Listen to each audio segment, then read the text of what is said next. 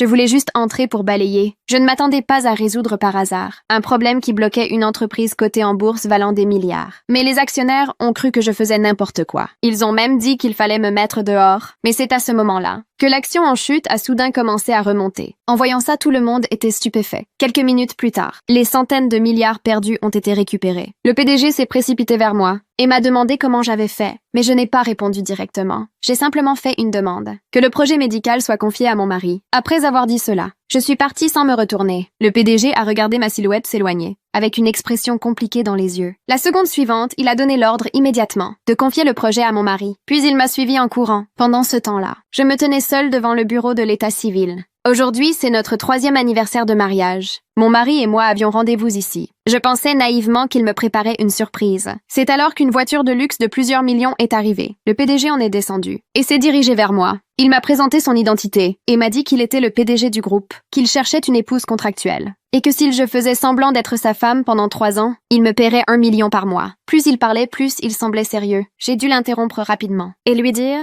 que j'avais déjà un mari. J'ai même levé la main pour lui montrer mon alliance. Le PDG est reparti le cœur lourd, mais peu après, une autre voiture de luxe est arrivée lentement. C'était mon mari qui venait aussi au bureau de l'état civil. Je lui ai tendu les fleurs, pleine d'enthousiasme. Mais à ma grande surprise, il a fait le tour de la voiture et a tenu la main d'une femme habillée avec élégance. Il a même donné mes fleurs à cette femme, avant que je ne puisse lui demander une explication. Il m'a tendu froidement un contrat de divorce. Je suis restée figée et je lui ai demandé pourquoi il voulait divorcer tout à coup. La femme a souri et a sorti un contrat. C'était le projet de plusieurs milliards du groupe. Elle a déclaré avec fierté que mon mari allait devenir un homme à succès et qu'une femme de mon niveau ne méritait plus d'être avec lui. Je voulais lui expliquer. Mais mon mari m'a coupé sèchement. Il a dit qu'il avait besoin d'une épouse de haut rang pour l'aider à réussir, pas d'une femme de ménage bonne à rien. En disant cela, il a pris les bouteilles et canettes que j'avais ramassées et les a jetées à ma tête. Mais ce qu'il ignorait, c'est que cette femme de ménage qu'il méprisait était en réalité la fille unique de la plus grande fortune du pays. J'avais caché mon identité uniquement pour l'aider,